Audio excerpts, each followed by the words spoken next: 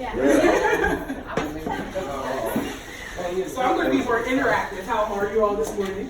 Great. I'm on time, but so I'm going to ask you guys all a couple questions. So I want to know, what is the biggest thing that you feel is holding you back from achieving inner success? Don't be. Fear of failure. Fear of failure. Self-doubt. So we got fear of failure, self-doubt, and procrastination. You need energy too. Energy? Yes. So all these things. So all these things are what is called an identity issue. So even though we may say, well, I have a fear of being unworthy, I have a fear of failure, I have a fear of, well, procrastination is actually a form of running away from what it is that you're supposed to do.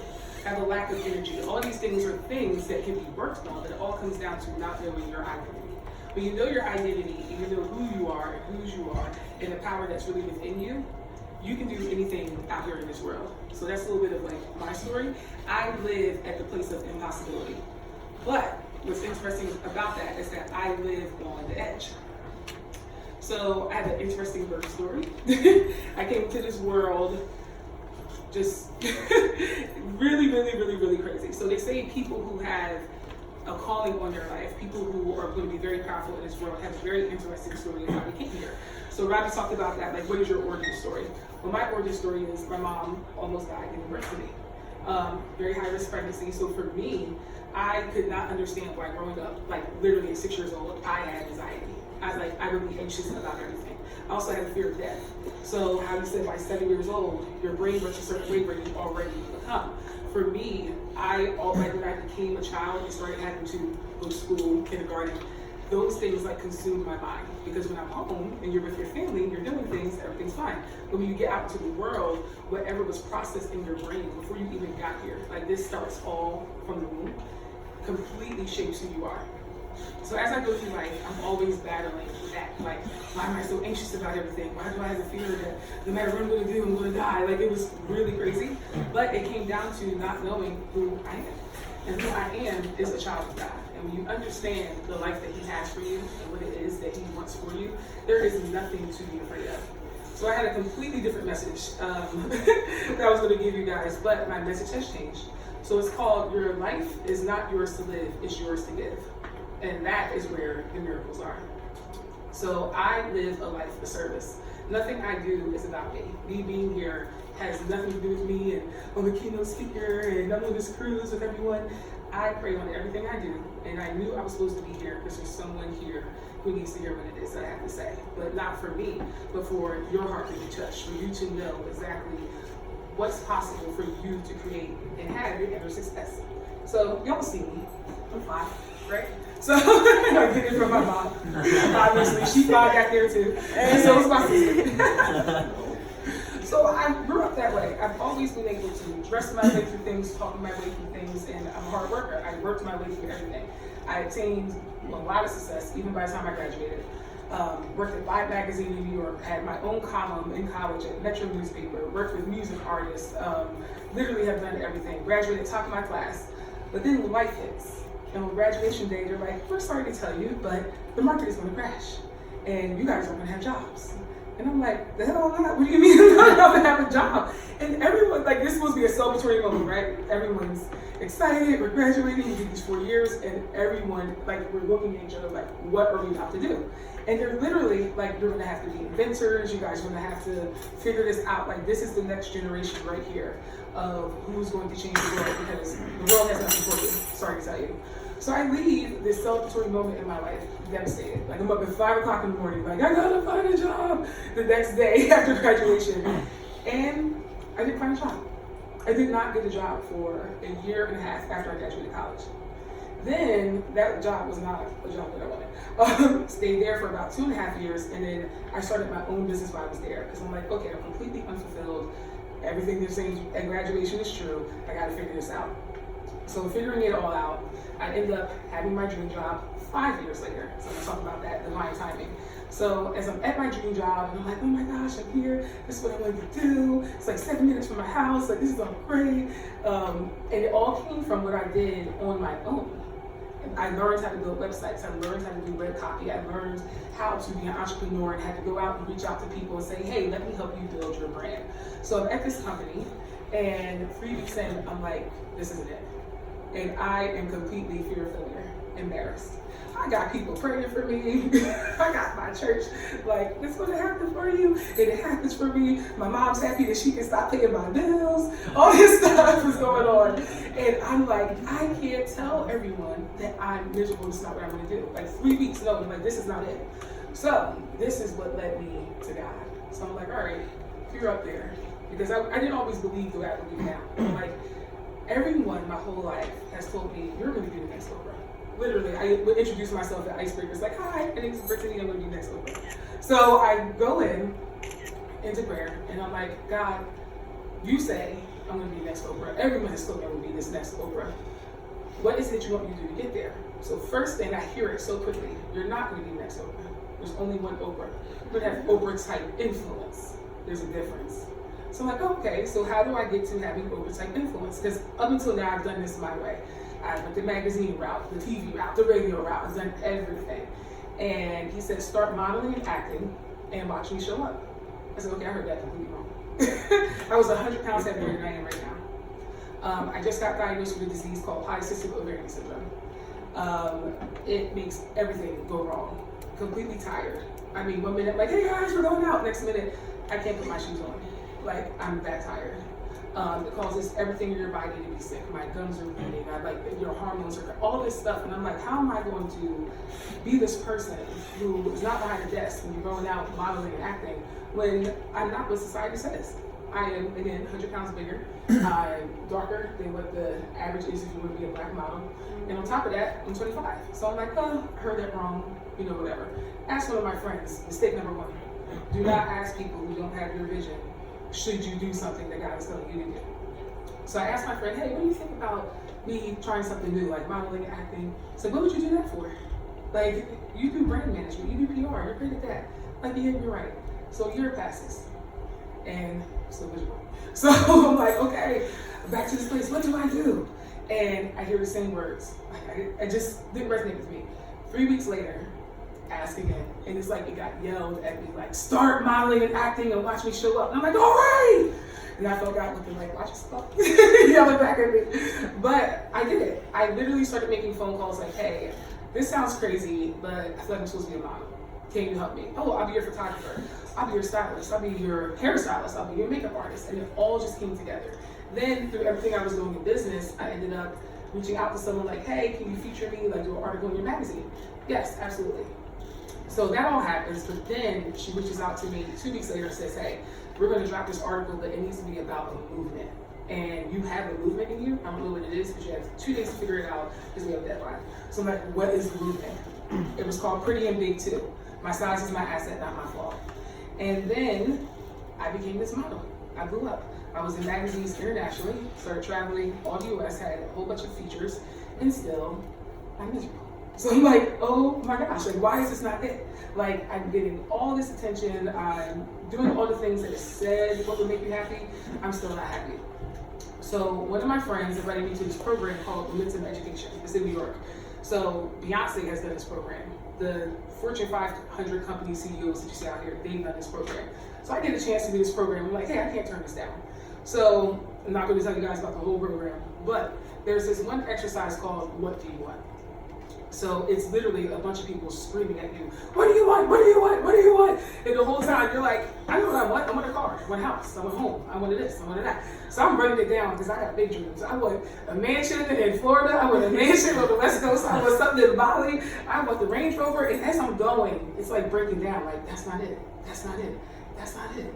And I'm like, I just want to be happy. And I was like, that's it. And then everyone's done. And the instructor, for some reason, stands up and says, does anyone feel like their partner did not get to what they didn't want or didn't give their all? My partner stands up, the only one in the room. It says, she has it, but there's something else. So everyone's mad because the whole room has to do it again. There's 80 people. Like, I don't want more people screaming, what do you want at me again? So we go through the whole thing. What do you want? What do you want? What do you want? And I'm just like, I just said it. I just want to be happy. I just want to be happy. I don't get it. And then out of nowhere, something burst. And I said, I want to live life like I've never been hurt before. And it was like, where did that come from? And that is it. That has been my journey since 2015 to inner success. Living life like I've never been hurt before. So I'm not going to tell y'all all my hurt because we don't have time for that. Alina gave me 55 minutes. But what I will tell you is that how I started this off with my origin story, how I came in with anxiety and with death, I had to go back to that place of understanding that. So because I did know my birth story, I had an advantage here. And then that started me studying psychology, studying spirituality. Like, okay, so how do I get rid of all this? And then I ran from the answer, which is healing starts at the point of pain. I'm like, I've been through enough pain. I don't want pain. I just want to be happy. I just want inner success. So give me the quick fix. Give me the just think happy and meditate and be positive and just say this stuff. It didn't work.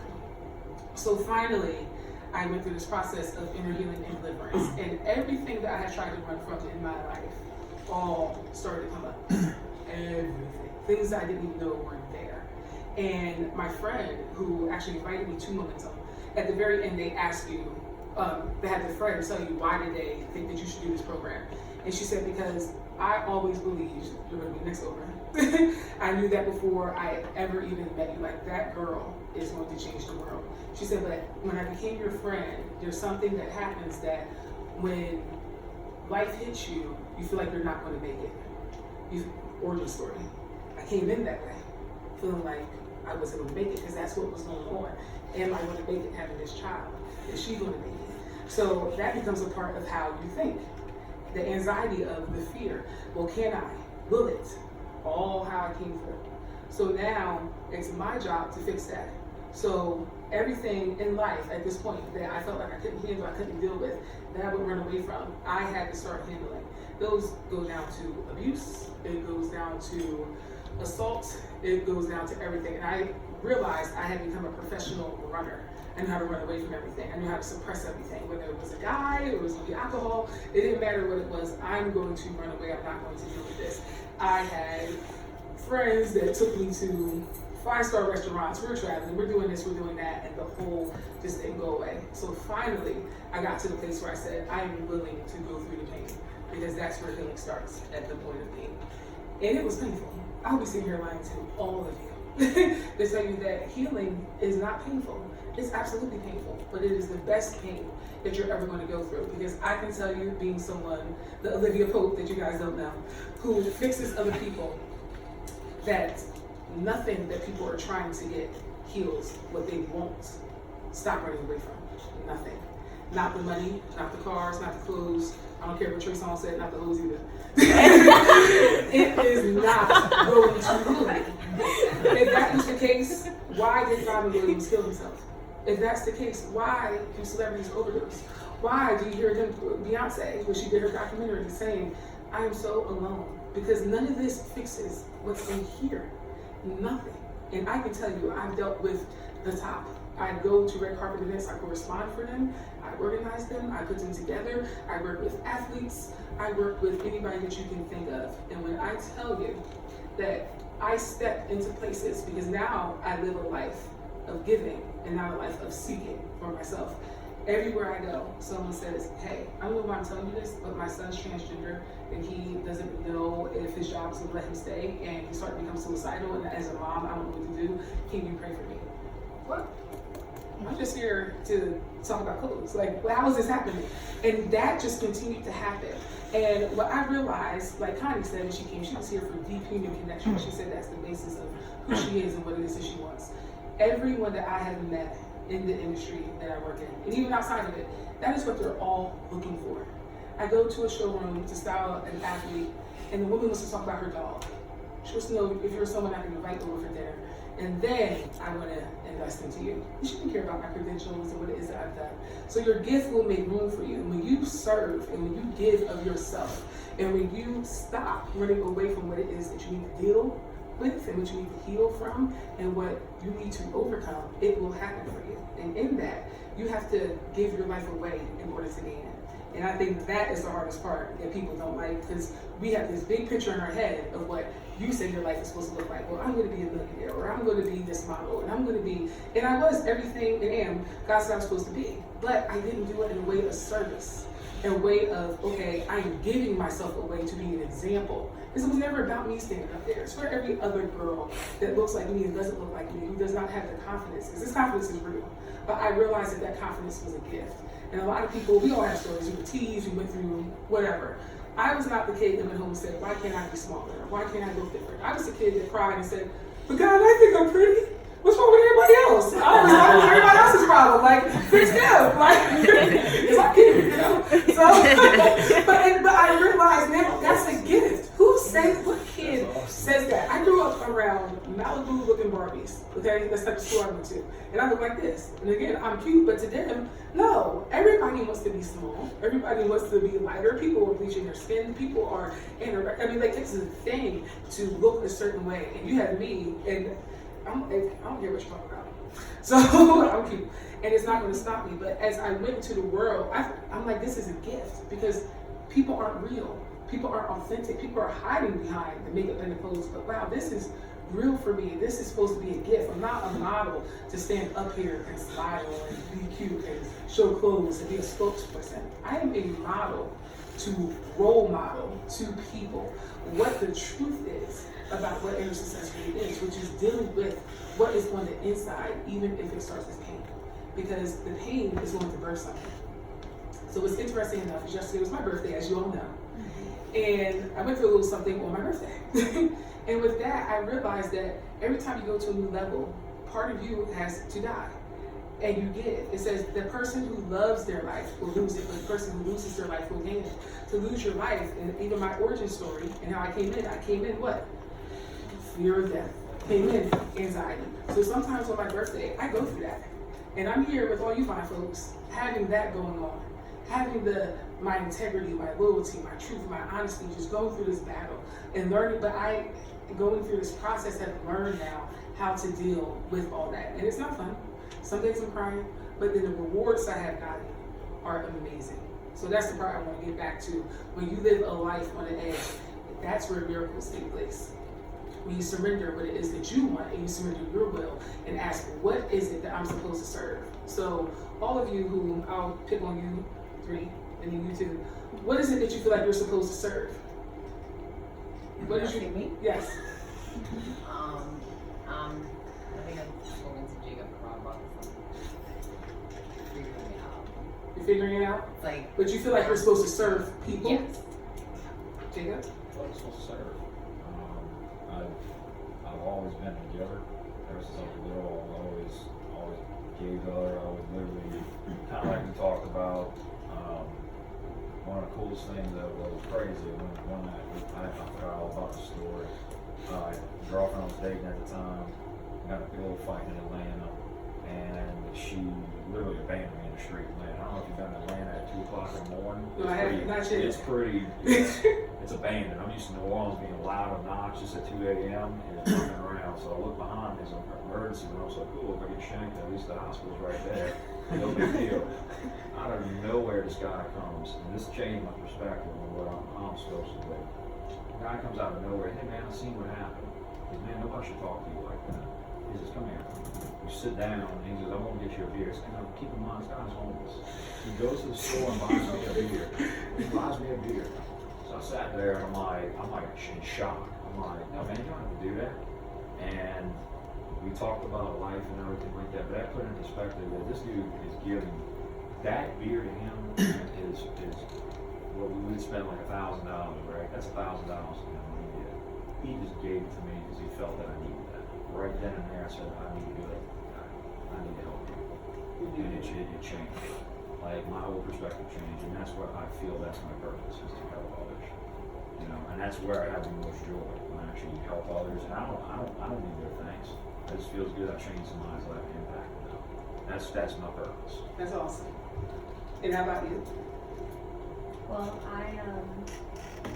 I'm still looking for my exact purpose. I accomplished all my personal life goals, which is an interesting place to be at 28 years old. Already accomplishing everything you ever thought you would want to do. So I'm definitely looking at things a little bit differently now. I talked to Elena a couple months ago about this audiobook and this book that I was reading. It's like the Mini Minds, Mini Lives. And it's about like how they can teach us something.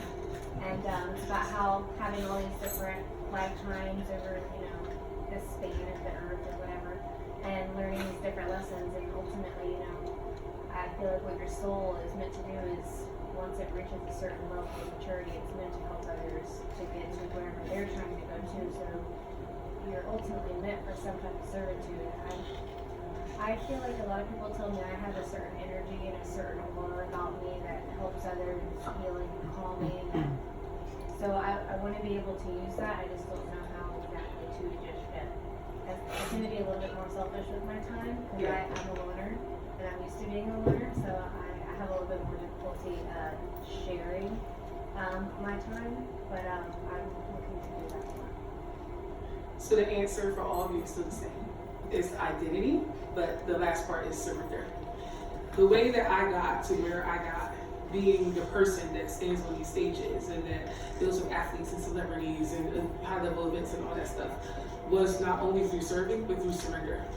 God made a little deal with me. He said, you work for me, I work for you. I said, well, that's cool, right? But I gotta do the work first.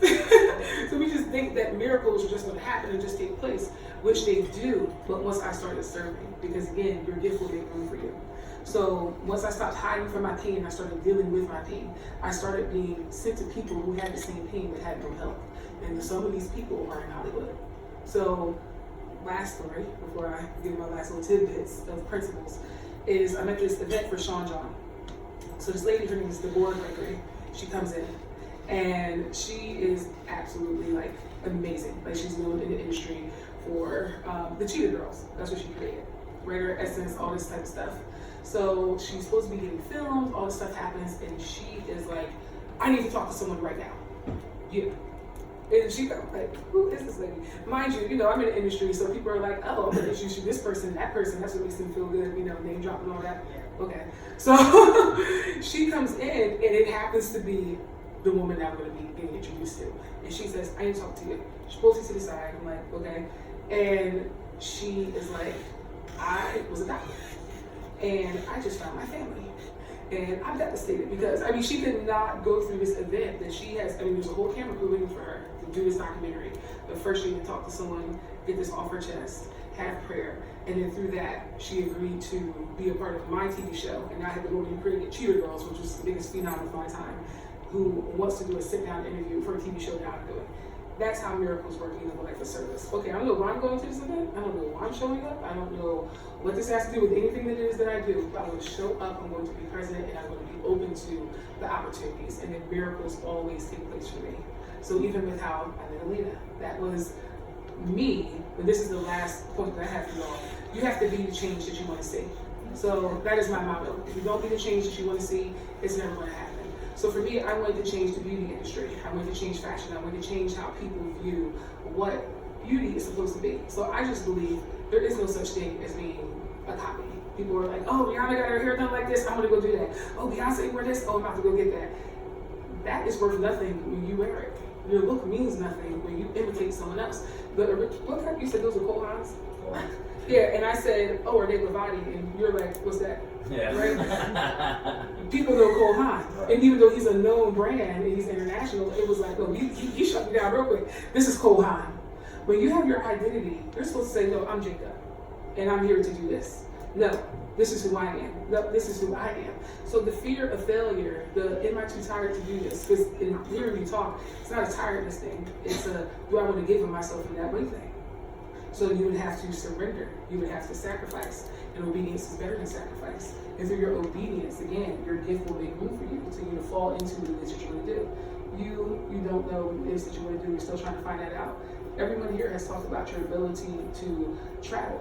Your ability to go out and say, hey, this is what we should do. Guys, this is here, this is that. Start a travel business. Go out there and put tours together. Show people what it's like to have a good time, want to ship, do this. Like, no, create my tours. Do something like that. Because you have it. And you just knew as if I don't know, like you lived in Key West. Like, guys, we're going to the Far East Point and come here and let's do this. Is everyone okay? Like, that's obviously to see your gift because that's who you've been this whole trip. So you don't have to search. Write down what you do and what you do well, and it will make room for you. But you have to do it with a pure heart. And you have to do it for real, from a place of giving and a place of serving. It can't be because I'm trying to make money. It cannot be because I'm trying to be seen. It cannot be because this is what's going to fill the hole that I have in my life. It has to be real, it has to be pure, it has to be authentic. And the reason why I'm successful, even in all that I do, is because my business has 3 principles, and that is honesty, loyalty, and integrity. And because of that, I work now with a company that I got to Forbes within weeks. We're about to work with Forbes 30 under 30. I'm working with Super Bowl next year. I'm already booked as a model for a luxury campaign that is going to be for fall 2020 right now. My gift made room for me all through this shoot, all through creating the change that I wanted to see, all from trying to teach people to be your authentic self, because the copy is worth nothing. So, like you said, that's cool, huh? The body that copies that design, it wasn't even worth you hearing about. No, this is what it is. And that's how we should all walk around. That's what it is. But it comes to a place of, I am worth it. So I'm going to make you all say it. Say, I am worth it. Worth it. Hey. Thank you.